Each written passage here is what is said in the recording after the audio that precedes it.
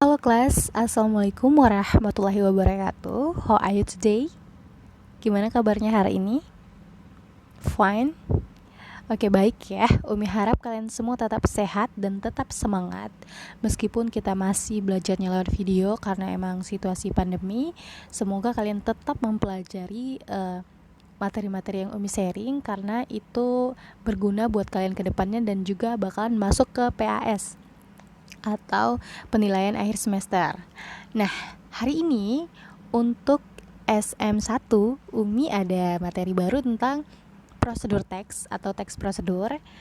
Nah, sebelum masuk ke teks prosedur, Umi minta kalian semua nanti absennya kayak biasa ya, di kolom komentar tulis nama sama kelasnya. Baik, kita masuk ke prosedur teks. Tentang prosedur teks, sebenarnya apa sih arti prosedur teks itu sendiri? Jadi, prosedur teks ini fungsinya untuk memberi gambaran bagaimana sesuatu dilakukan melalui langkah-langkah yang berurut. Prosedurnya ya, seperti namanya tentang teks prosedur. Jadi itu isinya tentang langkah-langkah cara membuat sesuatu atau cara menggunakan sesuatu secara berurut. Biasanya nih, prosedur teks ini diawali dengan kata how to. Misalnya, how to speak English fluently and confidently. Atau bagaimana cara berbicara bahasa Inggris dengan lancar dan percaya diri. Nah, ciri-ciri dari prosedur teks itu sendiri, itu yang pertama dia menggunakan simple present tense. Simple present tense itu adalah tenses yang digunakan saat kejadian saat ini. Perlu anak-anak ketahui bahwa tenses itu ada 3. Yang pertama simple present tense, itu tenses yang digunakan untuk menjelaskan atau mengungkapkan masa saat ini. Kemudian ada yang membahas atau digunakan untuk masa lampau, dan ada yang digunakan untuk future atau masa depan. Namun untuk teks prosedur itu sendiri kita menggunakan simple present tense atau tenses yang digunakan pada saat kejadian saat ini, bukan lampau ataupun bukan untuk masa depan ya. Kemudian menggunakan imperative sentence atau kalimat perintah. Misalnya, add 2 spoons, cook with low heat, blend the speech. Artinya tambahkan 1 sendok teh, misalnya begitu ya. Kemudian tambahkan sedikit garam. Kemudian masak dengan api yang menengah atau api yang kecil. Pokoknya kalimat-kalimat perintah. Dan yang ketiga menggunakan action verbs. Apa itu action verbs? Seperti add, put, turn, begitu ya. Nah, kemudian menggunakan numbering. Nah, jadi dia itu berurutan ya.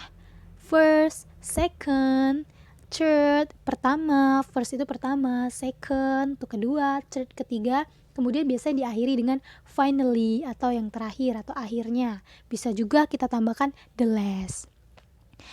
Dan kemudian dia menggunakan conjunction atau kata penghubung seperti next, then, while. Beda ya numbering sama conjunction. Kalau numbering itu biasanya ada 4. First, second, third, and finally atau last. Kalau misalkan kata penghubung itu next, then, while, and then gitu ya. Itu kata penghubung. Ingat jangan terkecoh, numbering itu beda sama conjunction. Kemudian pokoknya numbering itu biasanya cuma 4. First, second, third, and ada juga yang menggunakan finally atau bisa juga 3 ini aja. First, second, third. Di lain itu seperti next, then, while itu conjunction. Memang hampir mirip ya.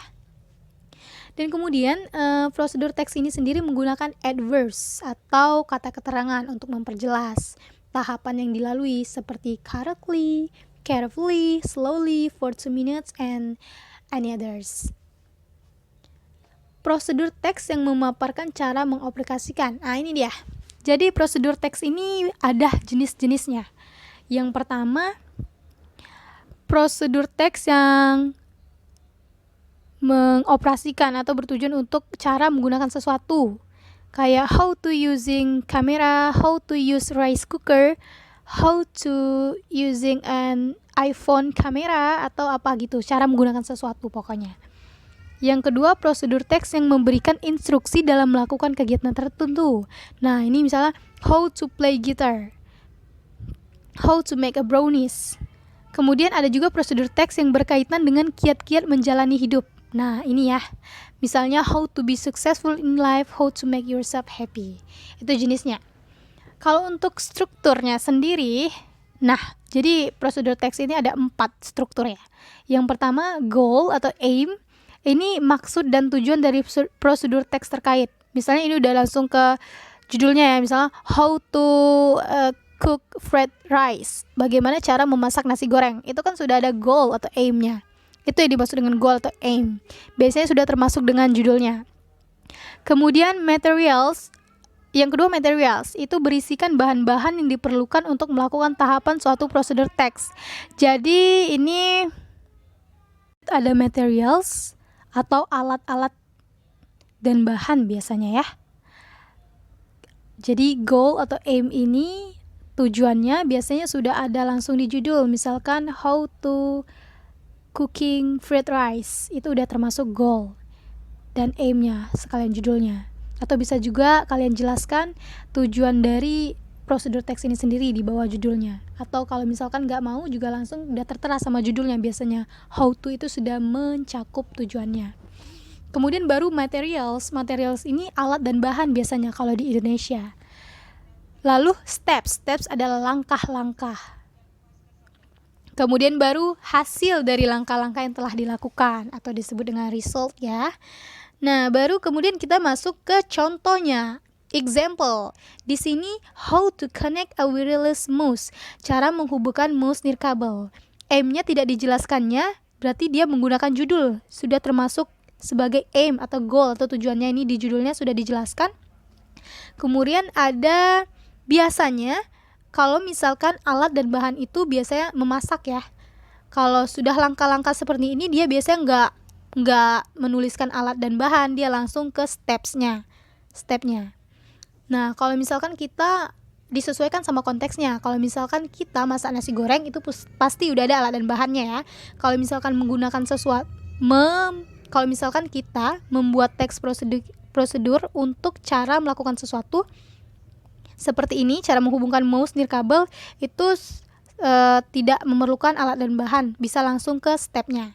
Ini first, second, third, finally, ini numberingnya ya. Dan di sini sudah tertulis finally your wireless mouse is ready to use. Ini yang terakhir. Nah, ini resultnya. Ini example-nya ya.